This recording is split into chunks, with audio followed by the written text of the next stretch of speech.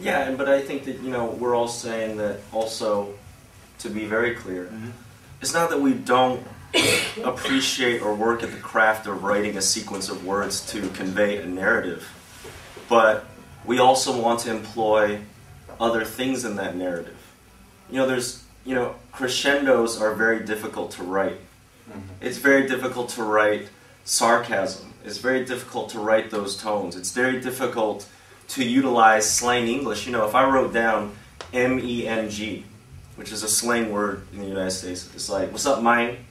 But if you don't say it a certain way, you know, you're losing some of the truth of the region from where the slang comes from. These, to me, are important parts of the story as a storyteller. And if you can't do it in text, you have to employ what the story requires. You know. And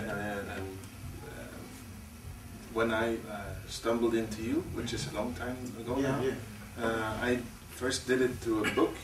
With first sentence is, "Do not read this book." It's called Aloud. Oh, I love Aloud. It just came out from New York Poets Cafe, and I looked up the place, and then I also found another book which is about theater. So these two books came out almost at the same time. And I met Miguel Algarin, the guy running the place, and I did an interview with him. And then I went to see a show or a poet.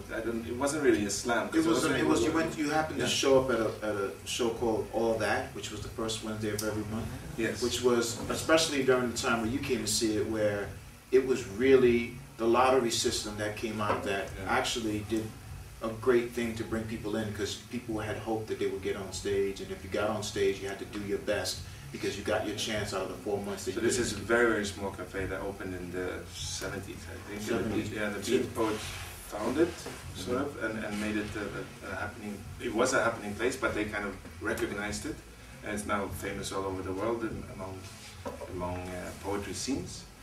And the night I came in, there was this. I mean, it was packed. It's a very, very small place, almost smaller than this room. And a small stage, and it was totally packed. And I had the feeling that everybody wanted to be on stage, and I was like the audience, but everybody was watching each other. And most people were like had crew with them to support them. It's like, and then they put their names in a hat, and it was like a lottery system to see who got to be on stage. And Lemon happened, and that was the second time. Could you tell that story? Because it was also in the play. It was an interesting thing because the thing about the New York Poets on All That Wednesday, which happened the first month, it was also jazz. Yeah. It was a band, and it was also rappers and poets. So they would pick 12 rappers and 12 hip hop rappers and 12 poets, and you would have to rock with the band. So it also challenged you to do your poetry with music behind. And you would have to learn how to control the music behind you, because you asked them, they were so talented, they could go anywhere. They could go drum and bass, they can go slow, tempo, whatever you wanted, you know, and it was just like doing narrative and poems over this, and then after you came a rapper who was like rocking the crowd, and the poet came.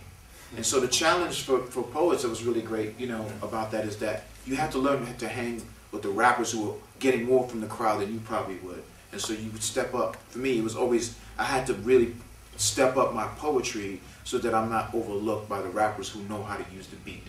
Where poets are not used to using the beat, I learned, you know, and so I trained in that.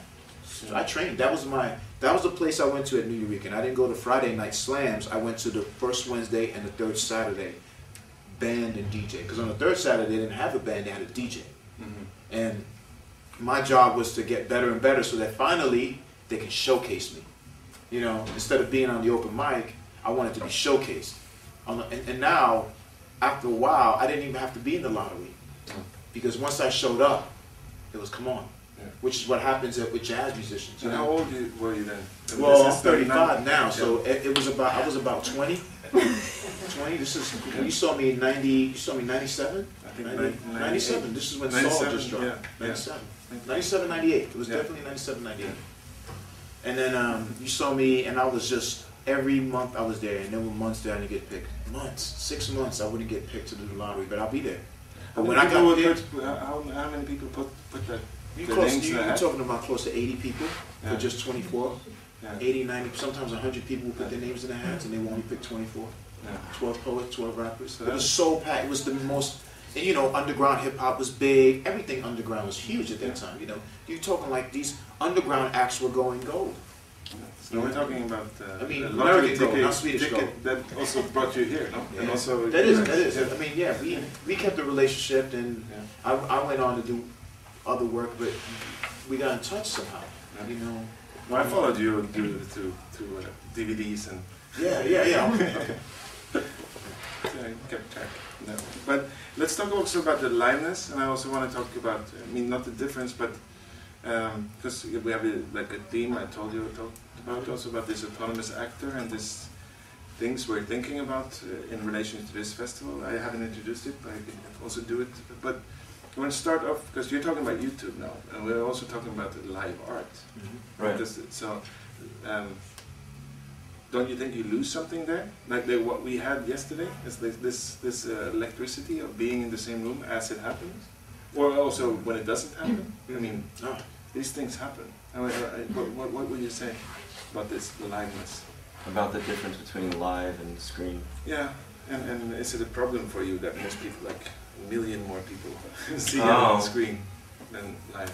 Well, you know, I think every human being decides how fulfilled they want to be in life, and they decide how many of their senses they'd like to employ in their experience. You know, some people like internet porn, other people like actual people. It's just, you know, it's like, you know, Marshall McLuhan, you know, the medium is the message, right? So, you know what's funny, and I'm sorry to just say this now, did someone actually say that we weren't doing poetry? No, the headline was poetry without poetry. Yeah. Oh, good. So I guess. Oh, I like that. Yeah. Because, you know. Wasn't it? In Uppsala Nya Tidning. was that what it said? Yeah. No. So, Which is all, I just have to say it publicly, if this is public, it's, no, it's really stupid. I mean, it had nothing to do with, I mean, to me it had nothing to do with what went on in that room yesterday. But that's the... But I love the conversation. Yeah. Because, you know, it's like anything. If you had spent the last 30 years of your life training one way, and the world changes around you, it can be very difficult to let go and allow yourself to change and grow with the world. Yeah. And but to answer the thing about live versus YouTube before I go on, yeah, of course you miss something. Yeah. But I'm not going to dictate what people want to do. I'm just going to reveal myself on stage, and if it's compelling enough, hopefully people will rather see it live than on a screen. But who knows? You know, that's like the...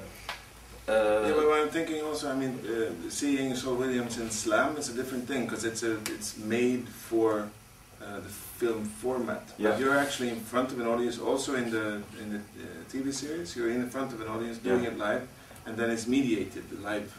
So they're trying to catch the live, which is not possible. Instead of doing it for the medium. It would look very different if you were to direct a poem, no? No, for sure. I think that part of deaf poetry is also, you know, budget concerns, and also at the time, it was almost an introduction to the cafe experience, because a lot of places in the United States had yet to have the feel of the Nuyorican. So they wanted to sort of replicate, to the best of their ability, a televised format of a Nuyorican style cafe. Obviously, because it's with HBO and stuff, it wasn't exactly like that, or even close. But I think it was almost to begin inspiring many other smaller cities to have that, you know. But yeah, I think that now we are heading into a time when, if you're going to do it in film, YouTube, video, why not utilize the best of that? You know, why not have it be a story, have it different, have it directed? Why try to replicate what's much better in a club? You know what I'm saying?